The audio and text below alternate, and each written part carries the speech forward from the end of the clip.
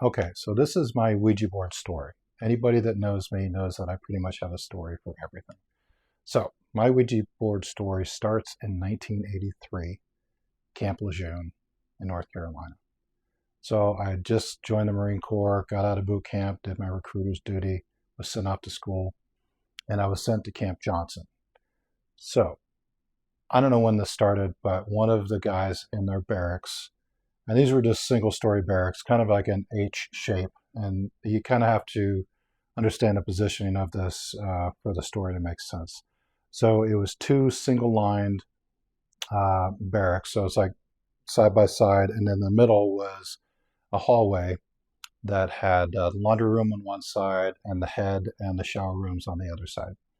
So to put that in perspective, just on one of the squad bays at the very top was our TV room. So we'd had like a table, some chairs and sofas, and a really small TV. And this is where everything started. So at some point, someone brought up Ouija boards, and someone was talking about a sermon that one of the guys had. His wife had sent him a sermon so he could listen to his church's worship and not have to go to the one on base, which he didn't really like. And they started talking about things that had to do with the spiritual world. So, of course, being young, we're only 18 years old. We decided somehow we got into let's get a Ouija board. Who's done a Ouija board before? And I had done it 3 times prior, once the year before, and then twice while I was on leave with people who they had heard about Ouija boards. And actually, the last time we did it before I joined, or I was actually in, was when we were at MEPS. We had all the guys from all the different services, and we were in Oakland in a hotel room waiting to be shipped out the next day to our respective services. So long story short, this is the late fall, early winter of 1983.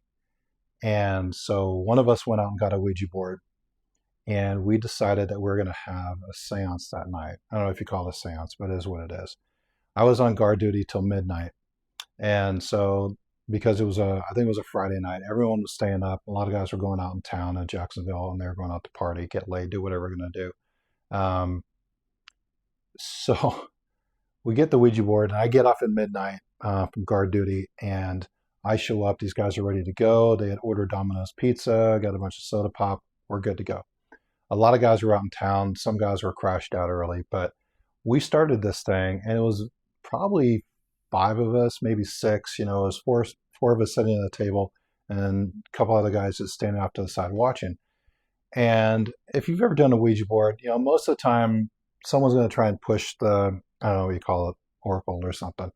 Someone's going to bullshit their way around, the spirit of the whole event, and they're going to fake it out. So you kind of expect that. This wasn't happening. So we were getting some movement. And it was kind of fun. And honestly, this went on for about a good 2.5, 3 hours. And we were allegedly talking to spirits, and we would ask them test questions. And a lot of times it was kind of vague. We weren't getting back the answers we wanted, but everyone was getting entertained. It was kind of fun. So at one point, one of the guys fell asleep at the table. Now, this was a cat from East Los Angeles. He was a cholo. He even on base when he was out of uniform, he would wear his bandana around his head. Little stocky Mexican guy, really cool. Everyone liked him. He didn't play up his macho like you would expect him to, but whatever. So he was sitting at the table with us at one point, and he fell asleep. And this is probably close to 3 a.m. So he falls asleep, and when he fell asleep, the board stopped moving, but he started mumbling under his breath. And then we couldn't understand him, and then the board started moving again, and it mentioned my name, Stuart. But if you know anything in the military, we all call each other by our last names, and there was a guy off to my left whose name was Stuart. So we asked the board to verify who he was talking about, and that's when the guy who had fallen asleep at the table, he raises his head slightly without really opening his eyes too much, and he pointed to the other guy named Stuart. Gave everybody chills, because then he just put his head down and he was out again. So we were talking to, it was supposed to be like a brother and sister who had died, and their spirits are the ones talking to us. Again, everyone's lighthearted. They think this is all kind of fun and games until that one little incident. Well, one of the guys off to the side said, "Hey, I want to sit down in his place." So we picked him up, put him off to the side, closer to the TV on a sofa, and he just kind of curled up facing the back of the sofa. And so we continued to play. It was probably close to an hour later when the spirits that we were talking to, they basically warned us that an evil spirit or demon was on its way, and for us to stop playing. We kind of joked around a little bit. They basically told us, no, we're serious, stop. So we stopped and we, closed the board up and called it good. We go to, everyone's at this point is kind of tired. It's a little bit after 4 a.m. So we go back to our racks, and we had to go try and wake up this one guy, the kid that had fallen asleep. He's not waking up. So me and another Marine, we pick him up and we just throw his arms over our shoulders, and we walk down the squad bay. And if you've been in a squad bay before in the military, all the racks line the walls. You've got pillars going down the middle. So you kind of have to walk around. You just can't walk down the center of the squad bay. And then there'll be a trash can here or there. So we walk down, and then we have to take a right-hand turn down the hallway, and we're passing, the only lights on were in the TV room, which is a single light bulb, and from the head. So we're walking down the middle of the hallway, and all of a sudden he just gets really, really heavy, and he falls out of our arms. And it's like, oh shit, we're going to drop him. He's going to fall on his face. He falls down. Then he basically goes into like a position like if you're diving off a diving board. So he's completely stretched out, with his arms up and totally straight. And he literally from his feet and his hands here, he literally does this to where he stands up, and then without bending his knees, he goes straight up. Physically impossible. I don't even know a gymnast who could do that. So he stands up, and now his bandana's over his eyes, and he's really red in the face, and he's just mad, and he's just kind of growling, and all of a sudden he clenches his fist, and he's just kind of punching at the air. Well, I didn't know that the other guy who was helping him carry him down had run back into the squad bay into the dark, because again, there was no lights on. And the guy turns around, and he's just coming at me, and he's not really saying anything that we can really make out, but he's just swinging, and I'm just like, whoa, I got my hands up. I'm like, chill out, man, chill out, we're all okay. And I look behind me, and I just see a wall of scared faces in the squad bay. He had woken some people up, and some of the guys who were in the room with us, they're like, what the fuck is going on? So I'm walking backwards, and I let him pass. And of course, he's totally blind. He's got his bandana over his face, and he walks right into an all dark squad bay. And he walks past all the pillars, all the way past all the bunks, goes back into the TV room, lays back down on the sofa facing the wall. And everyone's like, dude, what the fuck is going on? Well, I dealt with a couple things in some other Ouija board instances. This was definitely the most intense. The other ones were, is my mind playing the trick on me or not, but whatever. So I'm pretty calm. I'm like, all right, this is kind of weird. But we've got some guys, look, this is the Bible Belt. A lot of kids from the South, they thought this was completely fucked up. They're losing their minds. Some guys are just saying, I'm getting the fuck off base. I don't know how they're going to do it. They need the Liberty card to do it. But they bolted. They were going to crash out in someone else's squad bay if they had to. So we're sitting there. Someone calls the corporal of the guard. Corporal of the guard comes down, walks in, calls us a bunch of fucking morons, as you would. And because of the reaction of some of the guys, and they're talking about demons and all this shit, he leaves, and he's going to go get the base chaplain. While we're doing that, one of the other guys from the squad bay, young black guy, I don't know where he's from. I think he's from Alabama or something like that. He comes out with the Bible, and he starts saying Bible verses, whatever. And he goes up to the cat who was laying down on the sofa, who had just, walked all the way through the squad bay with basically blindfolded and was seemingly possessed, right? So he goes and he's saying something from the Bible, and he touches him on the shoulder with the Bible. And immediately that guy woke up, flung his arm over, knocked the Bible across the room, basically said something like, don't touch me or get off me. couple of guys ran like their life depended on it.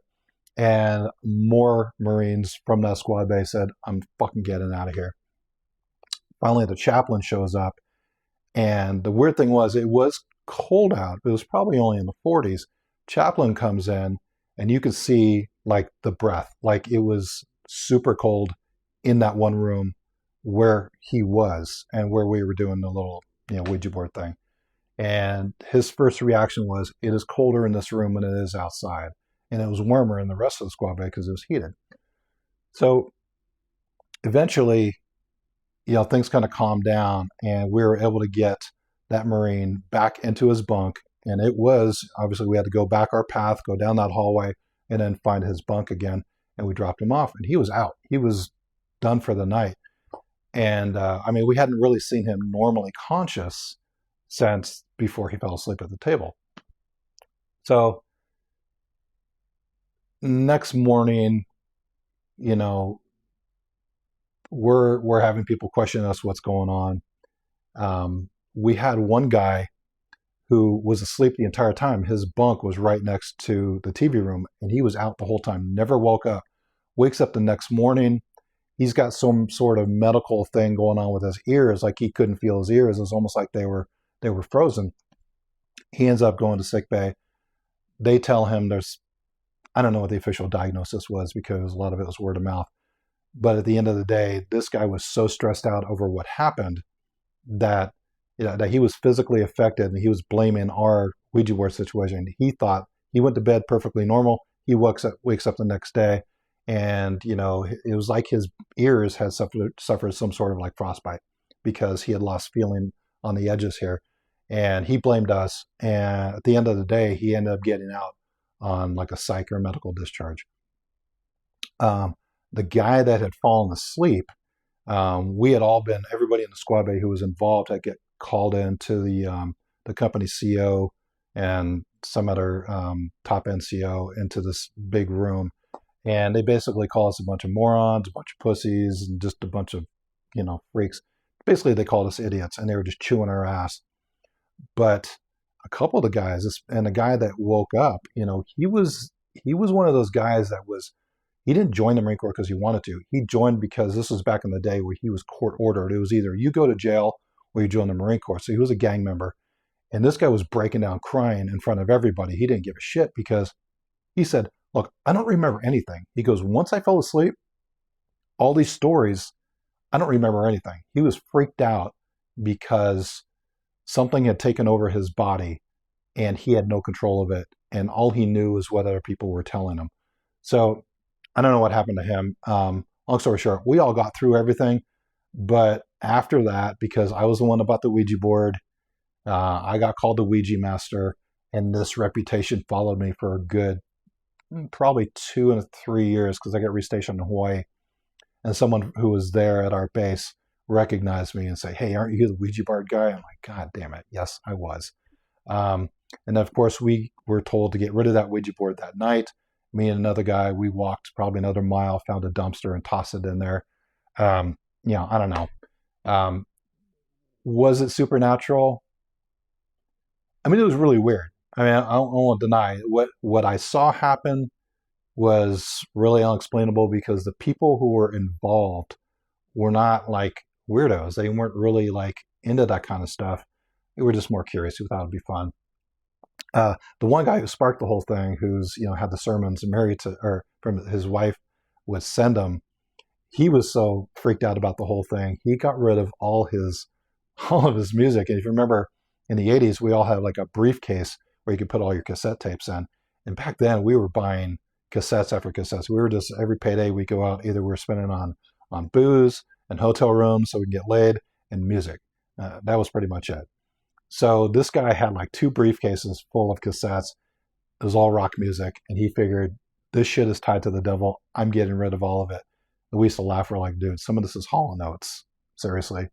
But at the end of the day, they said that Ouija boards are banned from Camp Lejeune from that point going forward, which I feel is kind of weird because I've actually Googled that to see if that was anywhere on the internet. And it turns out that there were other instances on Camp Lejeune after ours. So other guys were doing the same stupid shit and getting in trouble. So maybe them banning Ouija boards with my incident was just them, just threats. It's kind of like your parent, making threats that they're never going to follow through with. But in this case, it seems like they didn't follow through with it because it kept happening at other parts of the base. And if you Google Camp Lejeune Ouija boards, you'll see that there are other instances, and they say apparently there's a high rate of spiritual activity. I don't know. I mean, to me, it's all fun and games. I don't really buy into the whole spirit world. I think it's a lot of fun. I think it's a lot of stories. People can argue with me as much as they want, until I see something like out of The Exorcist where people are literally floating and throwing up pea soup on you and talking in tongues. Look, to me, it's all just fun and games. So I'd be interested to see if anybody else had a similar incident. I've had three previous instances that all had something kind of cool happen, but nothing I'm going to hang my hat on saying this shit is real. So I'd be interested to see in the comments if there's anybody else who had anything vaguely familiar, or not familiar, vaguely similar to this, or maybe even more intense. So yeah, let me know.